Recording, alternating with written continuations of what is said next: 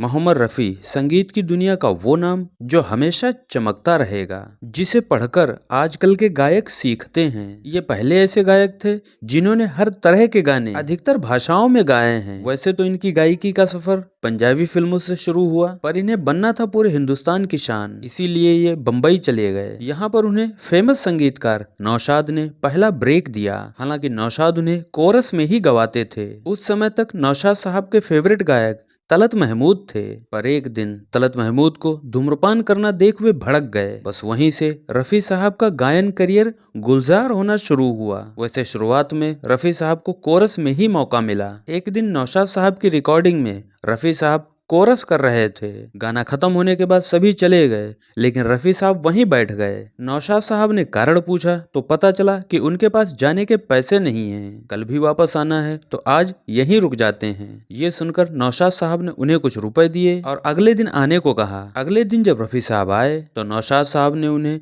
Main singer के तौर पर गाना गवाया। यहाँ से रफी साहब की गाड़ी तो चल निकली, पर अभी भी उनके अधिकतर गाने डुएट हुआ करते थे। एकल गीत गाने का मौका कम ही मिल रहा था, फिर भी उन्होंने अपनी एक अलग छवि बनाई। हालांकि शुरुआत में रफी साहब के गायन की शैली जीएम दुर्रानी जैसी थी, जबकि रफी साहब केएल सहगल को पसंद करते थे। ये बात कई लोगों ने उनसे कही, तब जाकर रफी साहब ने अपनी खुद की गायन शैली विकसित की। वैसे रफी साहब का पहला हिट गाना श्याम सुंदर के संगीत से निकला था। गाने के बोल थे, दिल हो काबू में तो दिलदार की ऐसी तैसी। ये 1945 की फिल्म गांव की गोरी से था। वैसे इसमें वे युगल गायक के तौर पर थे। रफी साहब इसे ही अपना पहला हिंदी गाना भी मानते हैं, पर इससे पहले वे 1944 में ही नौशाद साहब के साथ पहले आप फिल्म में वे गा चुके थे। हालांकि इस गाने के हिट होने से भी उनका फिल्मी करियर इतना अच्छा नहीं चला। उनके करियर ने असली उड़ान 1952 की फिल्म बैजू बावरा से भरी। इस फिल्म से रफी साहब नंबर 1 गायक बन गए